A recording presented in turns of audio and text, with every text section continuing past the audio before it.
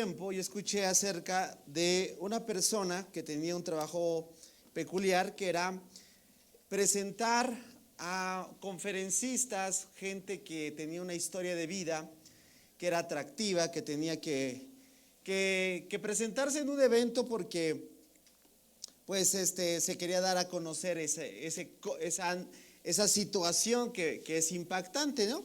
Entonces esta persona que se dedicaba a presentar, pues hubo un tiempo que se dedicó mucho a saturarse de mucho trabajo. Tal llegó que se saturó de tantas actividades que ya mostró menos importancia a leer detenidamente el archivo que le enviaban para presentar a estos casos. Y como ya tenía tanta familiaridad de hacerlo, que empezó a menospreciar los detalles. Empezó a leer y consideró subrayar algunas cosas que para él eran importantes y dijo, con eso es suficiente, pero realmente no leyó a detalle. Y entonces llega el momento que tenía que presentar a este orador y lo presenta de la siguiente manera, ¿verdad? Y empieza a decirle, bueno, pues el siguiente orador trae una gran situación de vida que quiere comentarles, porque él ganó más menos que 500,000 millones de dólares. Y todos, wow, ¿no? Y también quiero decirles que lo ganó en el sector ganadero. Y todos, órale, ¿no? Wow, y todos así empezaron. Y también quiero decirles que, bueno, pues está con nosotros el día de hoy y pues vamos a recibirlo con un aplauso, ¿no? Ya todos, imagínate, con ese contexto lo empiezan a aplaudir, a palmear. Llega el orador, se para y dice, pues muy amables por el aplauso, gracias por la presentación, pero quiero hacer unas pequeñas acotaciones a la presentación que acaban de hacer. Número uno, pues quiero decirles que no fueron 500,000 millones de dólares, fueron 600,000 millones de dólares. Que no fue en el sector ganadero, fue en el sector farmacéutico. Que no los ganamos, los perdimos. Y que en realidad no fui yo, fue mi hermano. Di conmigo, malentendidos. Dilo fuerte, malentendidos. Malentendidos. ¿Has malentendido algo alguna vez en tu vida? ¿Sí? ¿Te ha pasado? Pues esto que parece chusco y gracioso que fue real, también puede pasar el día de hoy. Y es precisamente el día de hoy quiero compartirte uno de los pasajes más malentendidos a lo largo de la historia de la iglesia, que ha sido como una continua, ¿verdad?, percepción acerca de este tema. Y precisamente es este pasaje que se encuentra en Mateo capítulo 17, versículo 14 en adelante. Si tienes tu Biblia, sería muy bueno que la abrieras, porque hoy yo quiero hablarte de esto que aparece en las Escrituras, que es fe como un grano de mostaza. Fe como un grano de mostaza, ¿verdad que sí? ¿Ya te es familiar? Levanten la mano, ¿cuántos ya estaban en los 90s, inicios de los 2000s en el Señor? A ver, levanta tu mano, ¿cuántos ya viejos en el Señor? ¿Ok? La pregunta es, ¿quién no le entró a la coreografía? ¿Verdad? Si tuvieras fe, ¿cómo era? Le entraste, te ríes porque le entraste a la coreografía, ¿cierto o no? Sí, le entraste a la coreografía. ¿Y cómo, verdad? Eso a veces parece, ¿verdad?, como el ejemplo que acabo de dar, que tiene que ver con cuando malinterpretamos. Hace algunos años ya di una serie que se tituló así, Falacias, mentiras que suenan como verdad, ¿verdad? Pero pues, ¿sabes qué? A mí me gustaría hacer una nueva serie, ya no de falacias, ahora de malentendidos.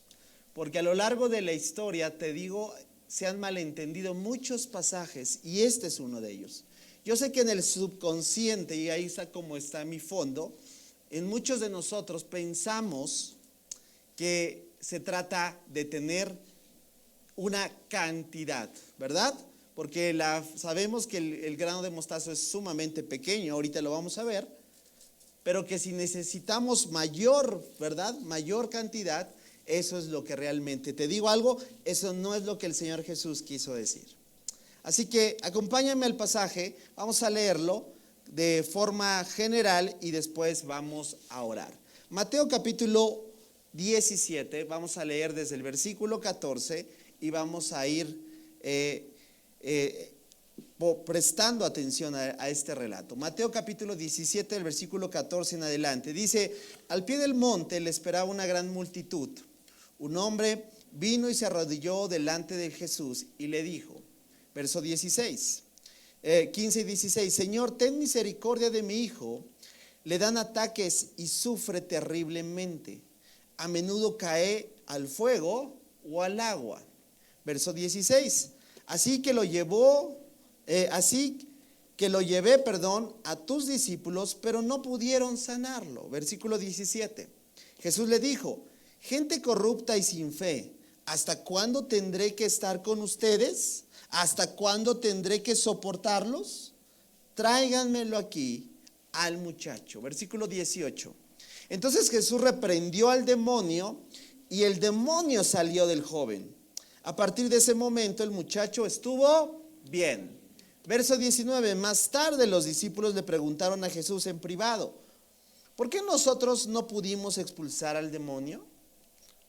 Y la respuesta termina ahí en el versículo siguiente. Ustedes no tienen la fe suficiente.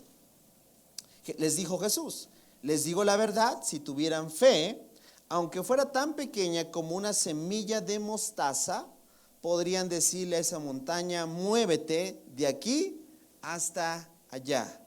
Y la montaña se movería. Nada sería imposible. ¿Me acompañas a orar? Con tus ojos cerrados en esta mañana vamos a decirle, Padre, gracias nuevamente porque hoy nos permite reunirnos en tu nombre y tener en cuenta tu consejo, que es más importante que aún todo lo que pueda estar a nuestro alrededor. Te agradezco, Señor, por tu presencia en nuestras vidas, en cada familia aquí representada. Y, Señor, te decimos el día de hoy, queremos seguir hacia adelante. Porque la vida cristiana está llena de retos y de desafíos constantes. Y no podemos quedarnos estancados. No queremos, Señor, que nuestra fe simple y sencillamente sea como un dogma. Algo que se ha impuesto y que no tiene veracidad por el resultado mismo que se desarrolla. Es decir, no podemos decir que estamos en el mismo lugar que hace 20 años, hace 10 años y hace 5 años, tan solo que el año pasado. Porque si estamos igual, quiere decir que no hemos desarrollado lo que tú nos pides. Por eso, amado Padre, hoy te pedimos que a la luz de tu palabra, por la guianza de tu Espíritu Santo, podamos comprender lo que tú nos quieres decir. En el nombre de Cristo Jesús te lo pedimos y decimos todos, amén, que así sea. Un pasaje muy interesante, ¿verdad? Yo creo que la mayoría de nosotros lo sabe bien. Este pasaje comienza en contexto de un evento importantísimo que fue la transfiguración, ¿verdad? No tengo que darte muchos detalles, yo sé que lo conoces muy bien, pero quiero resaltar ese contexto porque tiene todo que ver.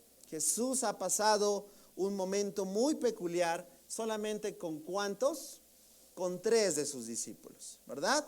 Ahí hubo un gran relato que en algún otro momento podré predicar porque también tiene que ver con una alusión al Éxodo, tiene que ver con una alusión, o sea, la transfiguración no nada más fue un evento porque sí, hay una razón muy importante el por qué lo debemos de entender, pero ese es el contexto donde parte todo este evento. Y una vez que van descendiendo, por eso dice Mateo, cabe señalar este pasaje, lo puedes ver en global, en contexto, utilizando los otros evangelios, los famosos sinópticos, puedes tomar la referencia de Marcos, puedes tomar la referencia de Lucas y te va a dar mucho mayor luz para que puedas ver todos los detalles que cada uno de los que escribieron los evangelios lo relataron. Pero vamos a prestar atención entonces a este punto. Dice, al pie del monte, es decir, ya cuando estaban descendiendo.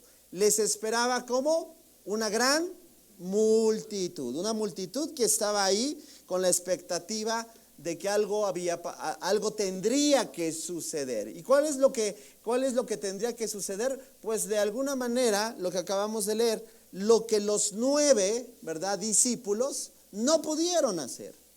Y yo sé que esta historia la hemos escuchado, la hemos leído muchas veces y podemos concretar, pensar, llegar a un punto de vista que se trata únicamente de que la fe de los discípulos, ¿verdad?, no fue lo suficiente para poder expulsar un demonio y tan se acabó.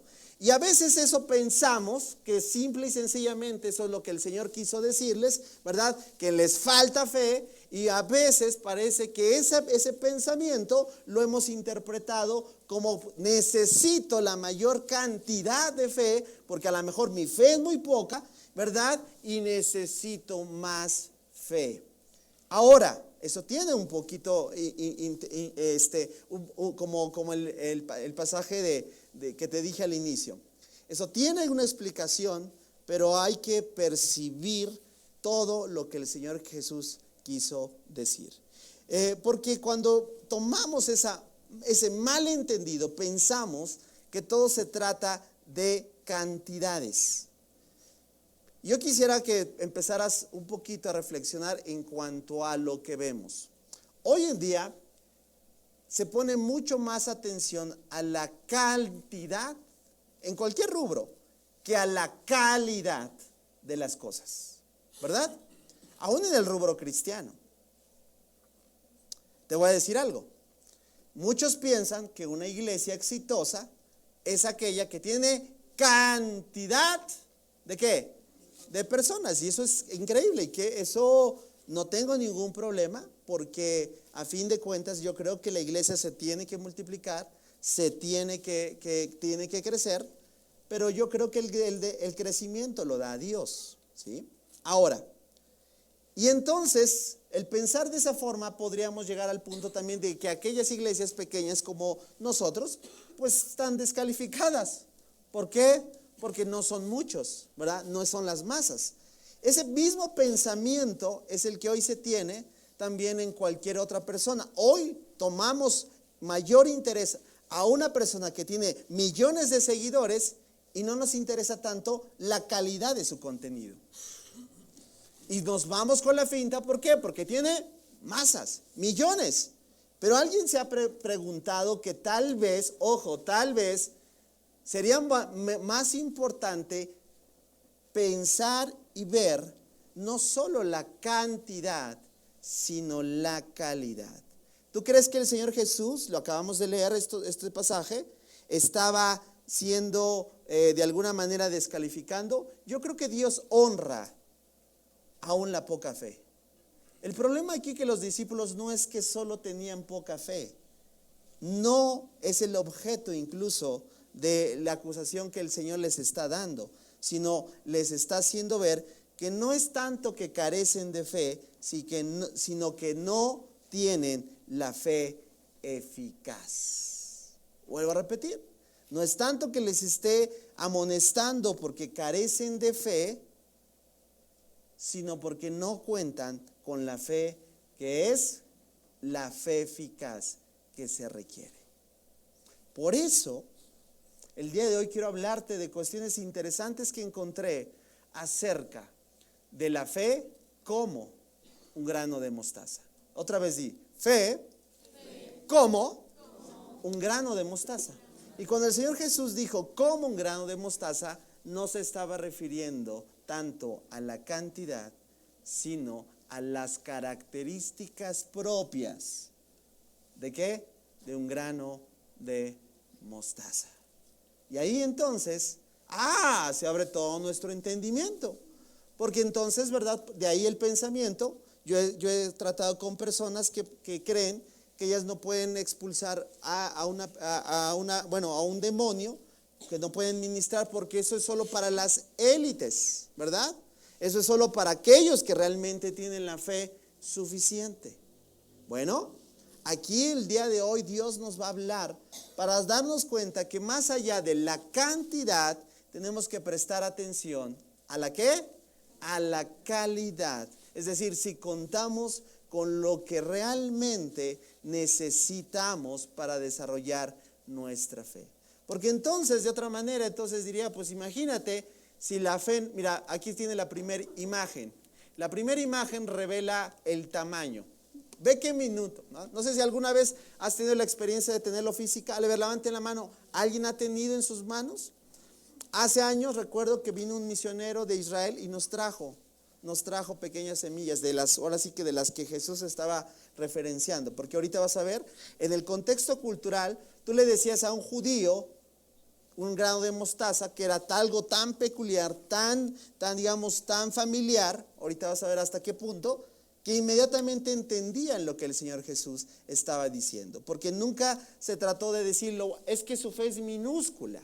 No, tenía que acrecentarla, cierto, pero lo más importante es que el Señor Jesús estaba condenando que aún no tenían como la semilla de mostaza es, y por eso el día de hoy vamos a percibir lo que cuenta esta semilla de mostaza, que tan solo, ¿verdad?, es pequeña, así de minúscula. Mira, estos son los campos en Israel, así se ve. Esto es una imagen de lo que parece, ¿verdad?, ver, dice, pura hierba. Pues sí, y conmigo esa es la flor. ¿Es la qué? La flor. ¿La flor de qué? De la mostaza, de donde viene. Mira, aquí hay otra imagen, así para que lo veas, ¿no? Este es donde surgen todas estas flores. Y ve el tamaño, mira, no sé si se aprecia, en la esquina superior derecha, vas a encontrar el tamaño natural de las semillas, ¿sí? Ahora ve el tamaño de la flor, ¿sí? Por eso en esta imagen no puedes percibir las semillas. Sería, a menos que tengas una lupa, ¿verdad?, podrías percibir las semillas, pero ahí están, ¿sí? Aproximadamente, de acuerdo a esta imagen, dice que son 2/3 del tamaño natural de las hojas y las flores. Imagínate, entonces te das cuenta que representa un asunto muy interesante. Por eso, qué importante que podamos percibir qué cuenta. Cuando el Señor Jesús le dijo, si tuvieran fe como un grano de mostaza, no solo se estaba refiriendo al tamaño, se estaba refiriendo a las propiedades que cuenta la semilla de mostaza, porque eso tiene todo que ver con nuestra fe. Lo primero que yo veo, mira aquí, yo al menos encontré tres principales puntos. Di conmigo, tres. ¿Cuántos te vas a llevar? Tres principales características que la semilla de mostaza tiene que hacen validar lo que tú y yo necesitamos. Primeramente, la semilla de mostaza es una semilla muy peculiar, ¿sabías? Es una semilla que si tú la tiras y la pisoteas, ojo, está comprobado, a pesar de que es muy pequeñita, no se quiebra. ¿No sé qué? No se quiebra. Incluso la han podido poner a prueba por medio de fuego, y algo también muy interesante, es muy peculiar, no sufre alteración. Que a pesar del fuego han quemado estas imágenes que te he dado, ¿verdad? Y la semilla queda intacta. Eso quiere decir que la semilla, primer característica, en la mente del judío, cuando le decían una semilla de mostaza, entendía que se estaba refiriendo a su resistencia. Que no se quema, que no se rompe, que aunque la pises, di conmigo, aguanta. Di conmigo, aguanta. Ahora yo te pregunto, ¿así es tu fe? ¿Así es mi fe? Número 1, estamos llamados a tener una fe como un grano de mostaza, porque nuestra fe debe ser inquebrantable. Dilo fuerte, nuestra fe, dilo fuerte, vamos, nuestra fe, dilo más personal y más comprometido. Di conmigo, mi fe debe ser inquebrantable. Claro que sí. Eso es lo que el Señor Jesús le estaba cuestionando a sus discípulos. ¿Por qué? Porque ellos estaban, mira, me encanta cuando yo puedo percibir los idiomas originales, y me di cuenta que la palabra que se traduce en las diferentes versiones, que dice que tan poca fe, es la palabra pisteo en el griego. ¿Y sabes qué quiere decir apisteo? Lo traducimos correctamente como incredulidad. No es que no estuvieran teniendo ese tamaño de fe, es que realmente todavía no entendían que el Señor era aquel que dijo ser. ¿Quién? El Mesías prometido. Familia, la vida cristiana es una vida de fe. Lo hemos dicho en este lugar una y otra vez. Y la vida de fe no es miel sobre hojuelas. Pregúntale a Abraham, pregúntale a Isaac, pregúntale, échate un recorrido por Hebreos capítulo 11 y date cuenta que todos los personajes que se ahí se listas tuvieron que accionar una fe, no porque la tuvieron fácil, sino que fue una fe inquebrantable. Y por algo están en ese lugar que yo llamo el Salón de la Fama de la Fe, porque cada uno de ellos demostró que la fe, mediante las circunstancias adversas, no se rompe, no se quiebra, y aunque pasen por fuego, no salen quemados. Así como la semilla o como el grano de mostaza. La fe del creyente, nuestra fe, está llamada a ser una fe inquebrantable.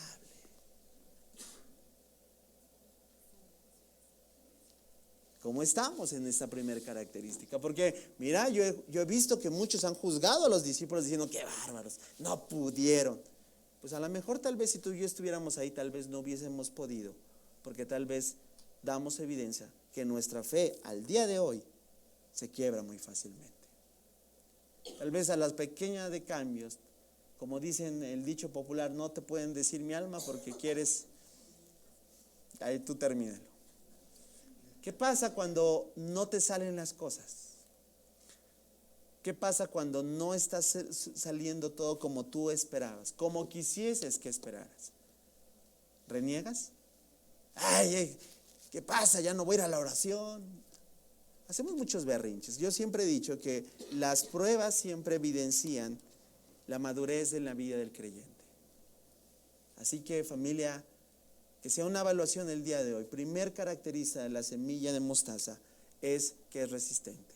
Así debe ser la fe del creyente. Una fe que no se dobla frente a las circunstancias. Pero después, la siguiente característica me pareció muy, muy increíble. ¿Sabes por qué?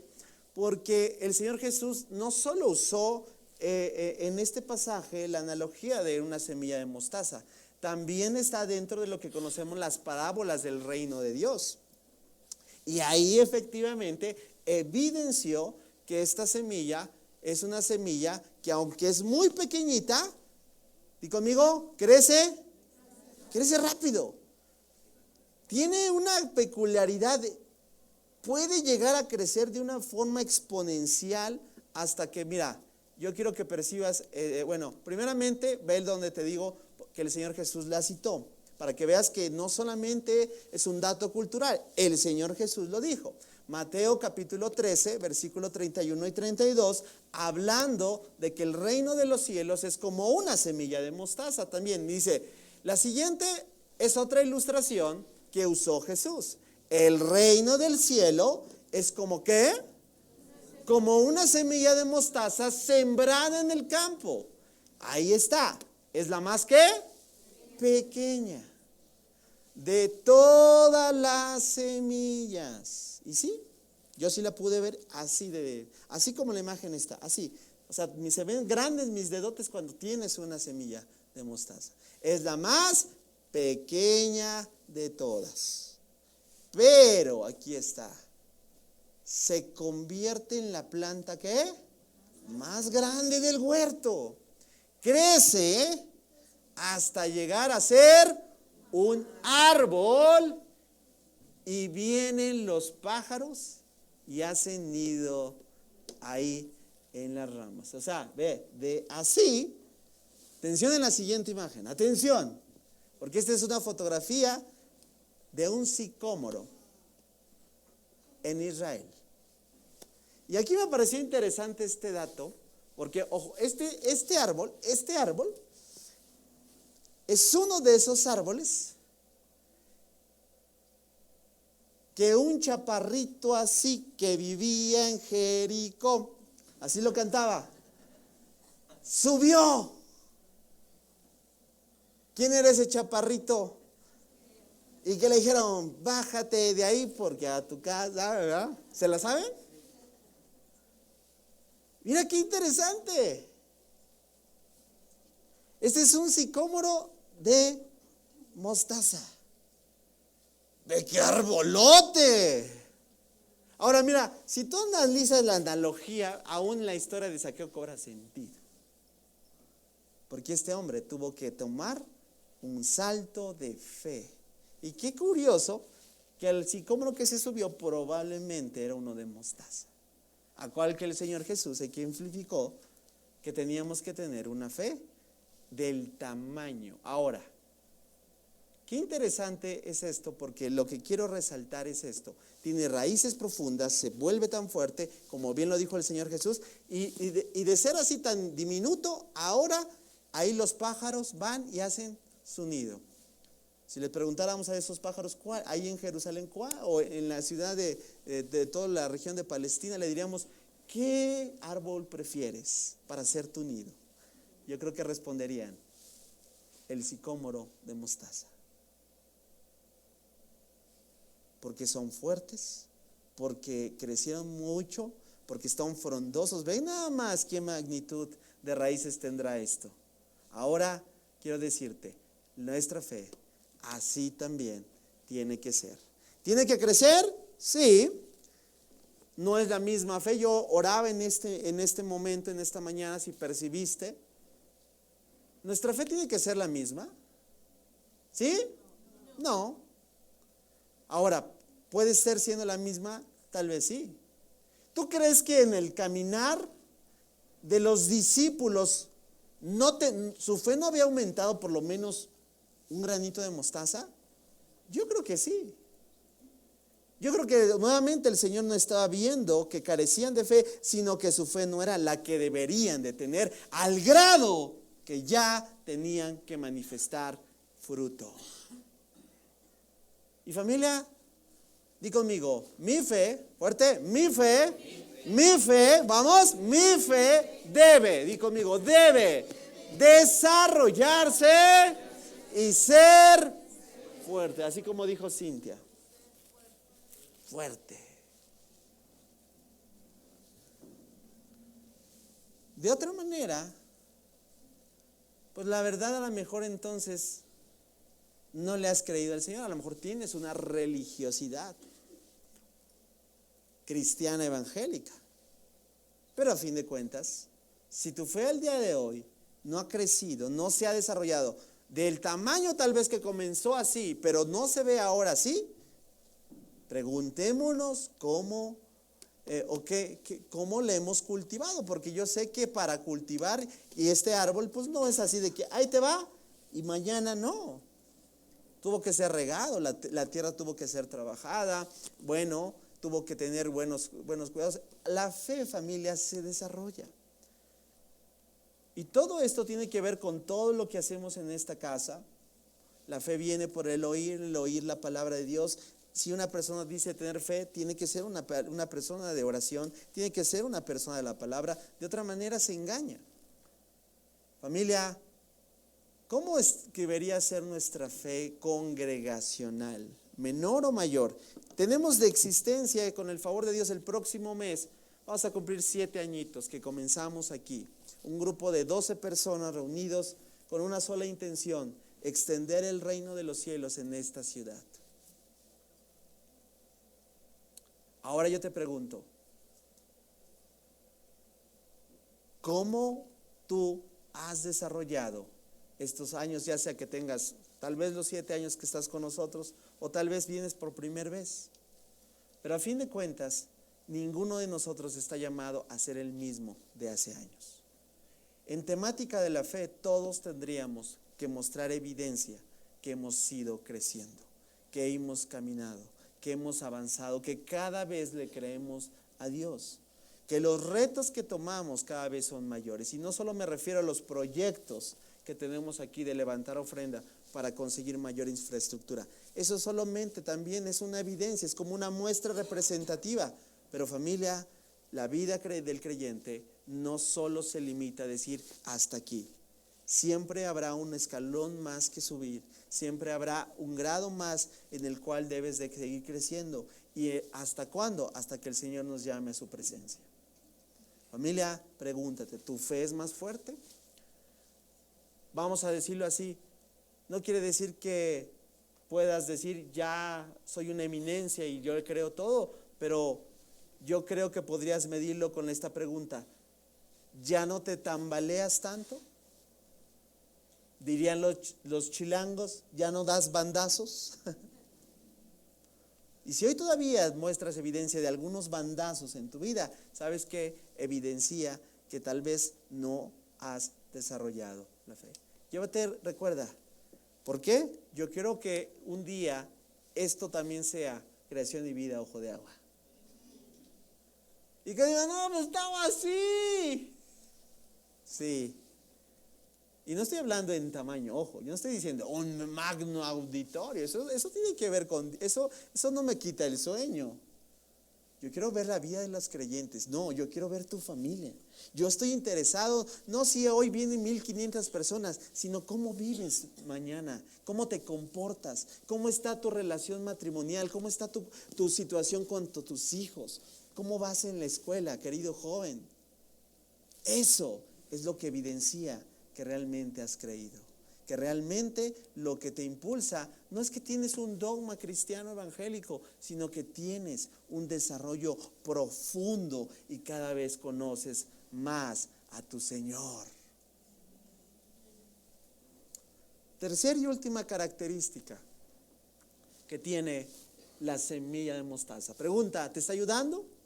¿Estás comprendiendo que el Señor no se refería, ay, pues no tienen, si tuvieran, auméntenle? No, muestra la calidad, evidencia la eficacia. Antes de la cantidad está la calidad. Al menos para mí, un servidor puede decir que yo opto por la filosofía que tiene que ver primeramente con ser mejor cada día antes de llegar a más personas. Me preocupo más por ser mejor, por pulir mis aristas, por tratar mis defectos, por cultivar mi relación personal con Dios antes de ser más popular, antes de tener mayor influencia. La base de mi influencia está precedida de mi relación personal con Dios. Yo no voy a llevar a ninguna persona a algún lugar en el cual yo no haya ido, hablando espiritualmente. Yo no podría tener la autoridad para decirte, vamos a hacer esto, vamos a hacer aquello, y ni siquiera, ¿verdad?, yo ser el primero en haber ido a ese lugar antes. Si yo te hablo de la fe es porque estoy decidido a que decidamos juntos seguir creciendo, amada familia. Y la tercera y última desarrollo que yo encuentro, mira, también me impactó, que ha pasado algo muy peculiar. La semilla o el grano de mostaza es híbrido. Dilo conmigo, ¿es qué? Es híbrido. ¿Y eso qué? Yo no soy agricultor para saber qué significa eso. ¿Sí? Han tratado de alterarla para mezclarla con otras semillas. Y sabías que, mira, vamos a decirlo, ya mucho de lo que hoy consumimos, este es otro tema, ya no es híbrido, es genérico. ¿Sabías eso? Está alterado. El grano de trigo, ¿sabías que hoy hacemos nuestras tortillas? Bueno, con todo respeto, ya no es puro. Pero algo pasa peculiarmente con el grano de mostaza. Di conmigo, no se mezcla. No se mezcla. Incluso estaba leyendo un breve artículo, ¿verdad? Esto me interesó, que sí científicamente han tratado desde el laboratorio mezclar para que el grano de mostaza, bueno, pues tenga esa cuestión genérica y se pueda dar. Y bueno, ya sabes, ¿verdad? Lo que hoy venden en los laboratorios de forma química para que lo puedan cultivar y sembrar. ¿Y qué crees? No se logró. Hay algo muy esencial en el grano de mostaza y es que no se mezcla. No se permite, en otras palabras, no se corrompe. Sus propias, o sea, yo sé que detrás de esto está Dios, ¿verdad? Pero no permite, no nos dejó, ¿no crees que Dios nos dejó un ejemplo para que constantemente sea nuestro recordatorio que la fe del creyente no debe de ser falsa? No debe de mezclarse. En otras palabras, la fe del creyente debe ser genuina y única. Ahora vas tú, di, mi fe, otra vez fuerte, mi fe debe ser genuina y única. Claro que sí. Porque si tú me dices que vas precedido porque te dijo aquel, como decían por ahí, heme aquí, Señor, envía a mi compadre, no es genuina.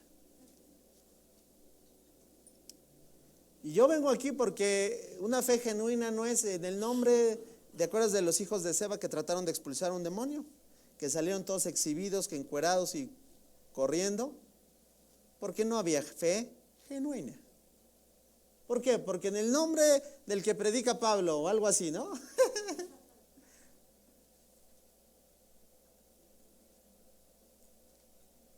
¿Realmente podrás decir que tu fe es auténtica, que es un sinónimo de algo genuino? Mira, de ahí lo importante, familia, porque yo lo he dicho muchas veces en este púlpito. Atención, querido padre, la fe no se puede heredar.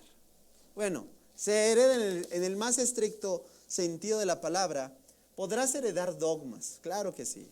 Podrás heredar creencias, claro que sí. Podrás heredar tradiciones, sí, claro que sí. Es decir, podrás decirle a tu hijo que venga y lo vas a traer hasta que tenga una edad, ¿verdad? Que él pues diga, pues tengo opción, no. Pero va a llegar un momento en que ya no lo vas a poder obligar. Y ahí va a quedar evidenciado el trabajo que hemos hecho. ¿Sabes por qué? Porque cada uno de nosotros debe estar delante de Dios por convicción.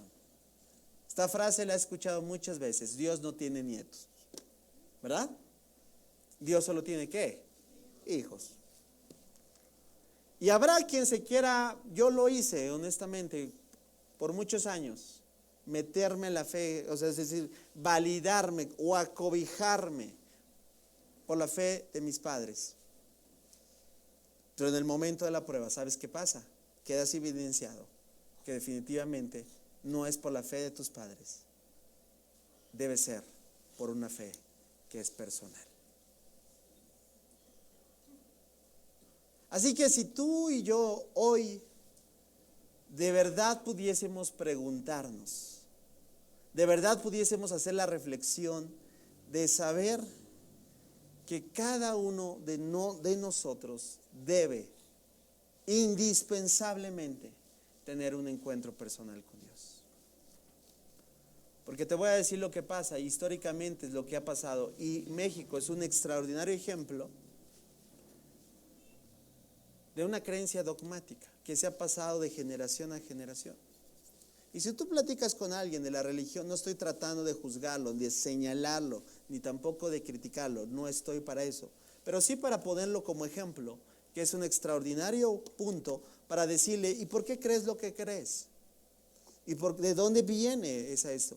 Y sabes, el único argumento que yo he encontrado hasta el punto de hoy es un sentimentalismo, que tiene que ver con mis abuelos, mis padres, las palabras que algún día me dijeron, ¿verdad? cuidado si te atreves a pero no, más allá de eso, no hay sustento. Porque no es una fe. En realidad es una creencia. Y voy a tratar de decirlo así, son falacias. Que se han hecho y se han repetido por mucho tiempo, pero al fin de cuentas no trascienden. La fe del creyente es personal. No estamos llamados a fingir, familia. Me atrevo a decir el día de hoy algo muy importante. La fe que dices tener va a ser probada por fuego. Es lo que dice Pablo en la carta a los Corintios. El fuego lo probará. Y aquel que edificó sobre materiales de dudosa procedencia va a quedar exhibidos. Pero aquel que edifica realmente con materiales, y él da la lista de materiales, contrastando el heno o hojarasca con materiales preciosos, así debe de ser la fe del creyente. Única, personal. No se vale el Dios de mis padres, es mi Dios. Que es el mismo, sí, como fue el Dios de Abraham, Isaac y Jacob. Dios no cambia, pero Dios se revela a cada generación. ¿Por qué estamos preocupados en esta casa por una visión particular? Te lo voy a decir con todo mi corazón. Lo sigo creyendo. Porque si no trasladamos, familia, grábatelo, que nuestros hijos, nietos, inclúyete, cual sea tu función, como abuelo, como padre, y hacemos que ellos, nuestros hijos, nietos, tengan un encuentro personal con el Señor, te voy a decir algo, no nos queda nada. Habremos fracasado en todo lo que el Señor nos llamó.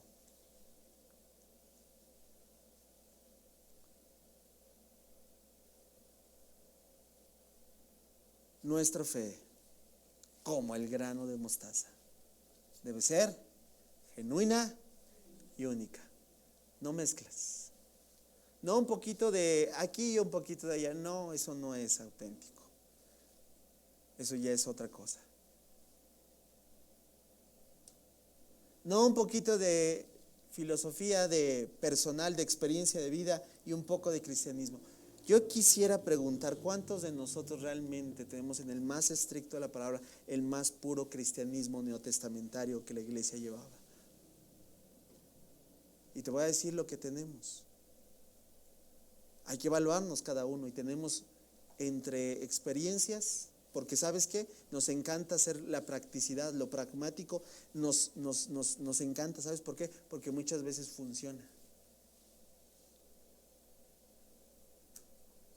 Pero funcionalidad, practicidad no es lo sinónimo de que es verdadero. Yo pues muchas veces he puesto este ejemplo. Desde llegar al siguiente piso, yo puedo llegar con diferentes funciones.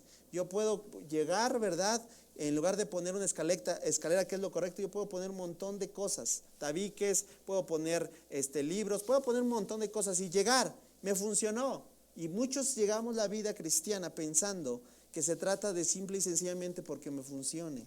Y lamentablemente el problema es que cuando se cae, porque nada que se fundamente en lo que es la verdad de Dios puede sostenerse. Funcionó una vez, sí, pero no quiere decir que va a generalizar para que siempre te funcione así. ¿Cuánto de lo que hoy dices que tienes realmente está basado no en tu experiencia de vida, no solamente en tu opinión y en lo que tú pienses, porque nos encantan las mezclas? Y un poco de filosofía aristotélica y un poco de filosofía humanista de aquí y de allá. Y lo que tenemos es el resultado muchas veces de un estilo de vida no como Dios nos manda que tengamos.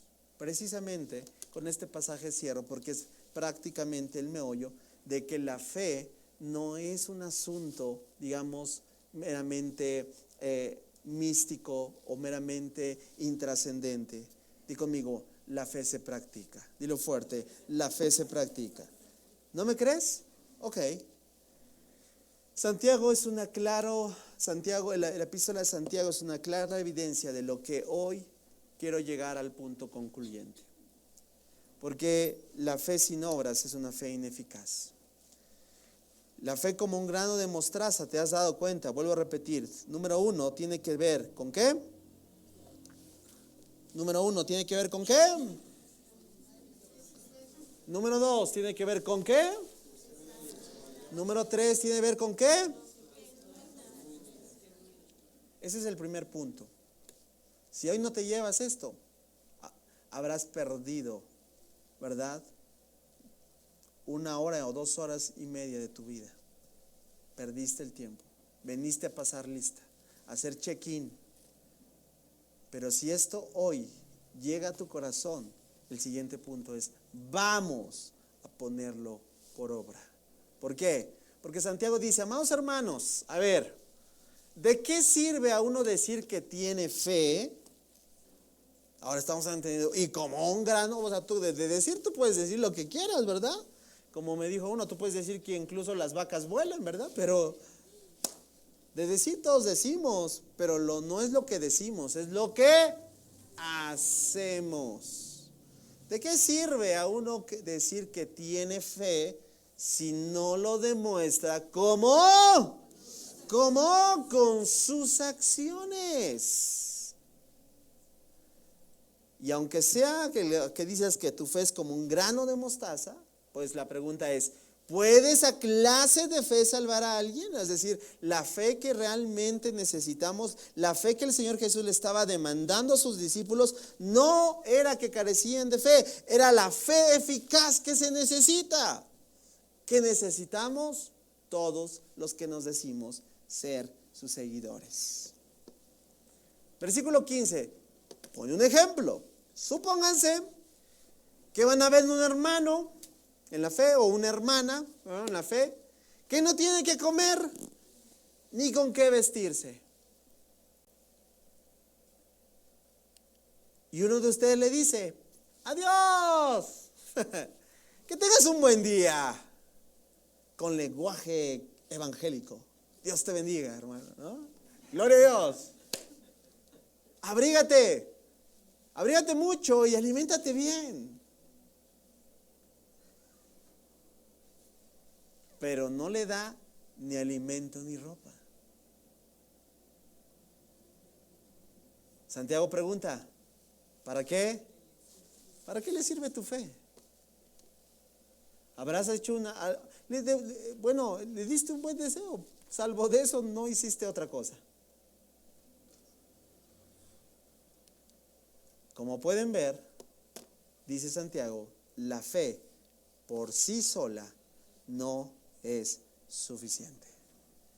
No solo era que, te falta fe, muchacho. No. ¿Tienes la fe eficaz que se requiere? ¿Tienes la fe como un grano de mostaza? A menos. Y sabes que la fe como un grano, la fe como un grano de mostaza, ¿cuántos saben que produce buenas acciones? A menos que produzca, dice Santiago, buenas acciones, en realidad entonces la fe de alguien que dice que solo tiene fe, en realidad dice, está y es. ¿Sabes? Porque también, por eso de ahí es algo que los discípulos no tenían fe. Porque te digo algo, los demonios tienen fe. ¿Sí? Mira lo que dice Santiago. Ahora bien, alguien podría argumentar, algunas personas tienen fe, otras buenas acciones, pero yo les digo, ¿cómo me mostrarás tu fe si no haces buenas acciones? Yo les mostraré mi fe con mis buenas acciones. Tú dices tener fe, pues crees que hay un solo Dios, bien hecho. Aún, ¿qué dice? Aún los demonios también lo creen y tiemblan aterrorizados. Familia, que esta casa se caracterice porque es una casa que tiene una fe. ¿Ahora lo entiendes? Como un grano de mostaza.